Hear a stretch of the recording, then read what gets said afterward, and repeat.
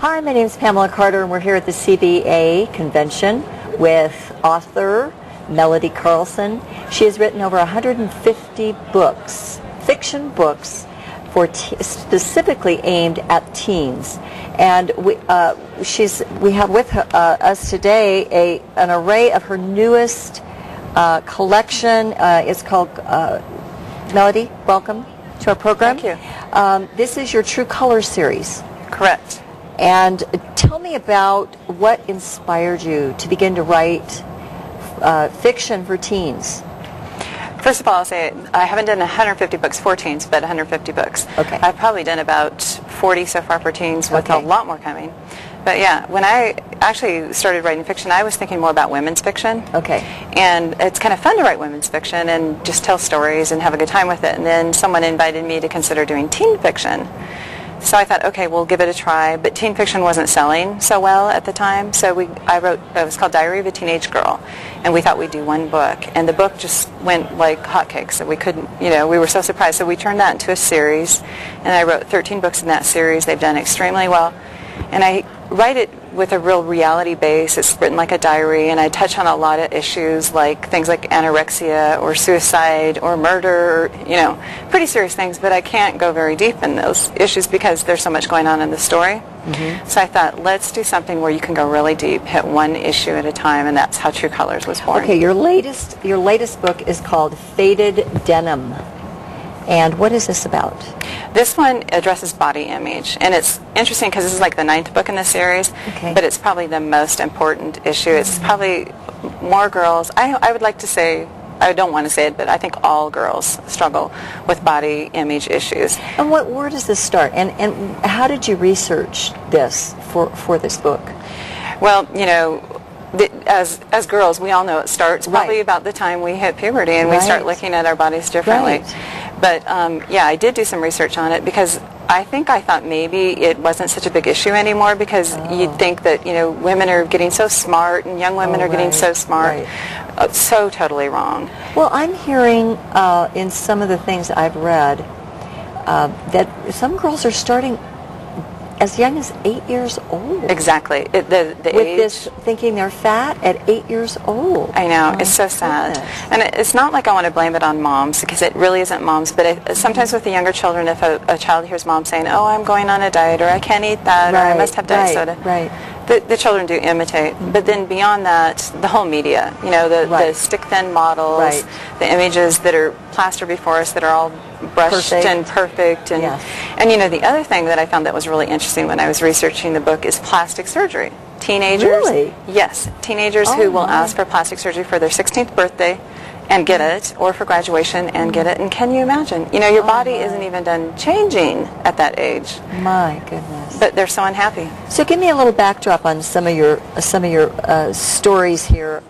You've got Bitter Rose, Blade Silver, Fool's Gold. Give me a little idea of what someone might expect to find for some of our viewers watching. Right. Might have teenage daughters. Exactly.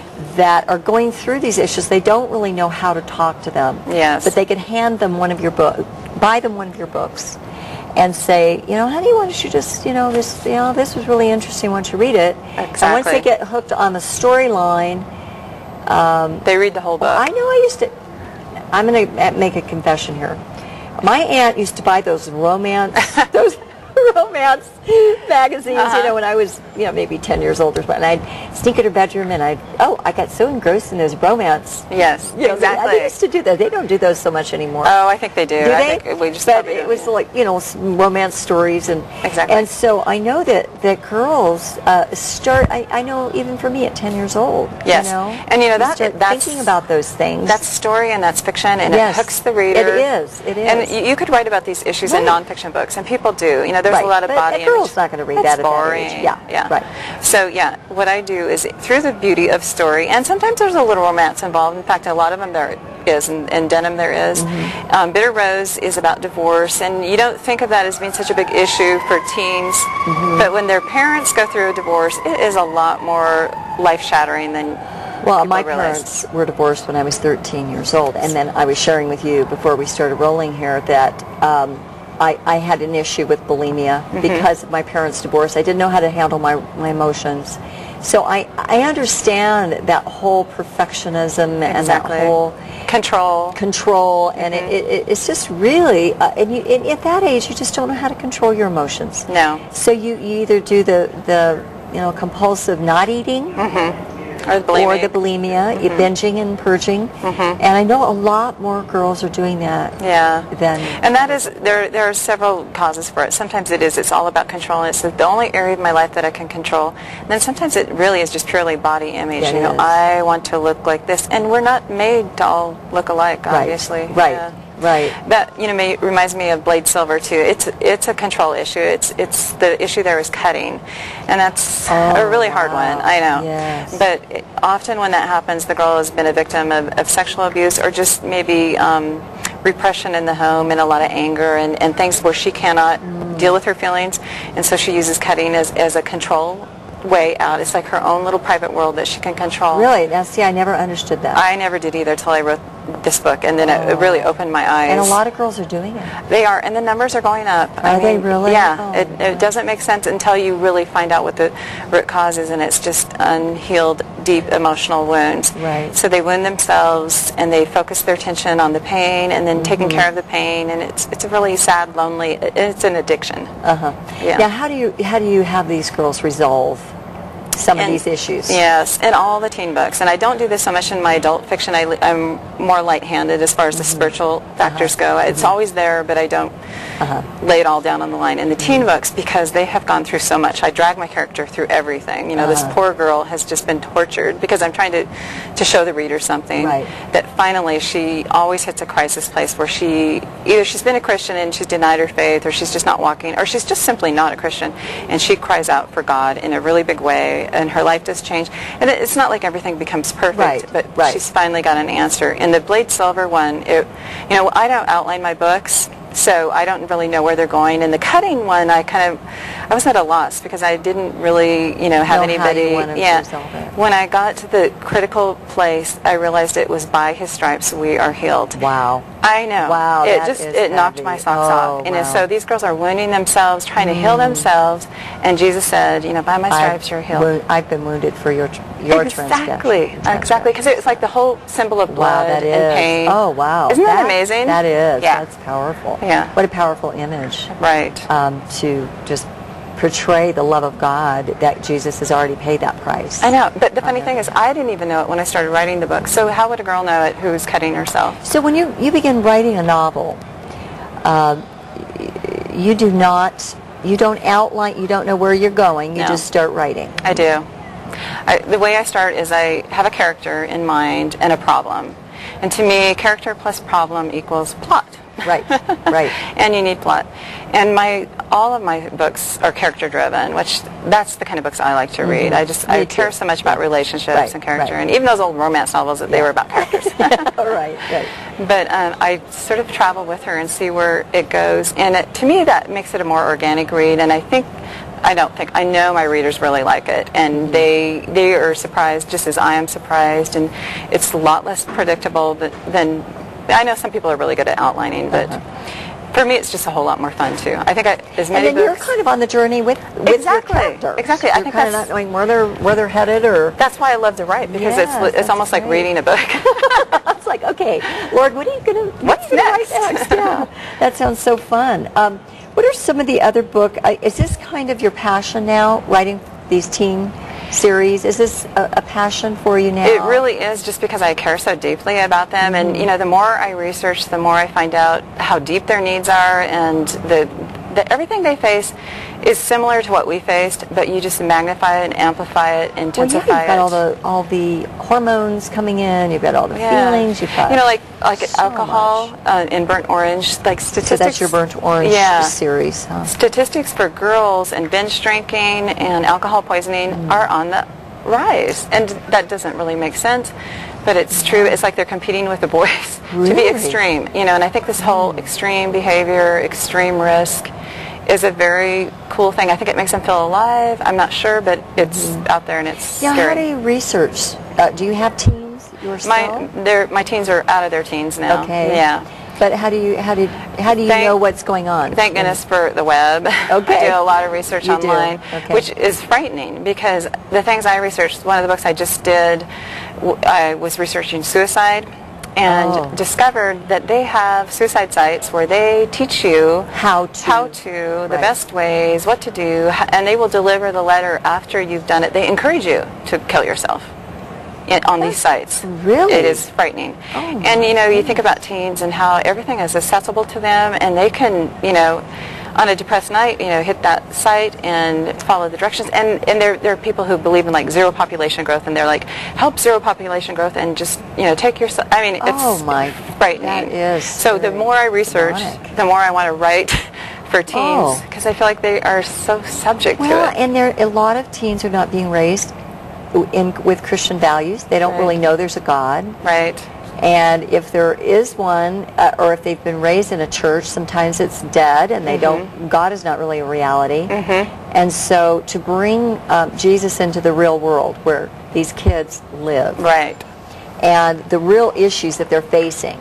Exactly. Because what's interesting is that I don't know. I've always been a little ahead of my time, but I've dealt with many of these issues. I dealt with suicide as a teen after my dad left, because I was very close to my dad. Right. And when he left the family, it was devastating for me, and that's when the bulimia and the suicidal thoughts started.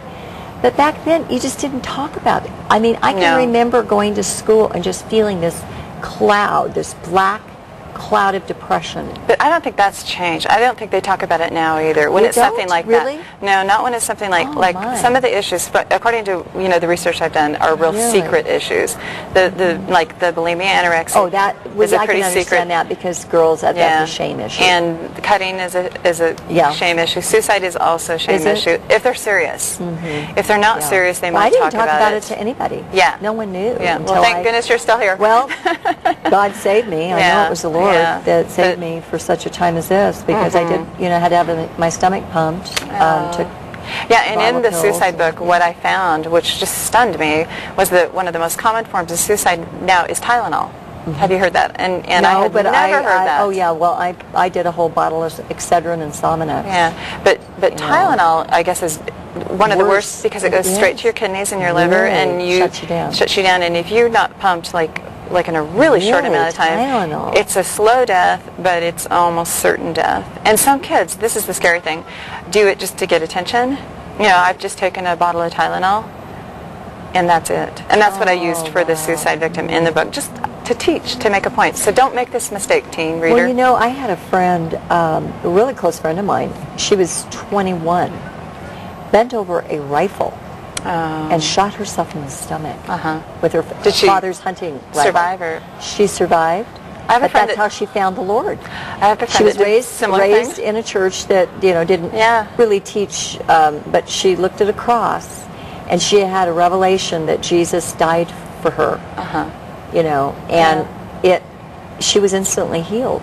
Oh, wow. In the hospital. Wow. And she's never had any repercussions. She does have a big hole here, and she lost some of her organs and things, but what a story, she's never had any repercussions from that. Yeah. But this depression thing hit her, where she just felt hopeless, and she didn't see any way out. And but what a testimony she has. I mean, she does. That's a sad way to get it, but it's amazing. Yes, that is. But I'm just so glad. Now, what's this Pitch Black? That's the suicide one. That is, okay. Torch Red is the hot one. That's the sex book. Okay, that's the sex book. You can't not have a sex book. You got to have a sex book. And it's, believe me. Feeling pressured and confused, Zoe must make a life-defining decision. Well, all the girls are bragging about how they're not virgins and making fun of the ones who are. And then, so anyway, she Is that a real pressure these days? I think it is in some circles, but it's one of those things if girls will get honest, and by the end of the book, there's kind of a cool scene where it's in the locker room again, and some confessions are made. But in the meantime, we explore all the possibilities and and what might happen, and do some teaching. Truth and consequences. Yeah, that's good. Yeah. That's good. Well, I bless you in what you're doing, and I just think it's fabulous that there are books that a mother can give to her daughter, because really at that age too, they don't really want to listen to mom or dad. Right. And you know, I think it's good for parents to read them too because Do you? Yeah, I wished I'd written them when I had teens because I forgot what it felt like. Yes. Because I'm so busy being the parent, and then Right. you're kind of in that denial mode, like my Right. kid would never do this. Right. And there are questions in the back, so you can do a book club. You can do a mother-daughter book club. Well, that would be good too for a teen Bible study. Exactly. Wouldn't it? Youth groups Just have been using youth them. Groups Yeah. that, because you yeah. read the book and then you get together and you just talk you do about the it. questions, and you maybe go all kinds of places Right. besides just the book. Right. It just opens the door. Right, Yeah. right. Well, blessings to you again. The series is called True Colors, and Melody Carlson.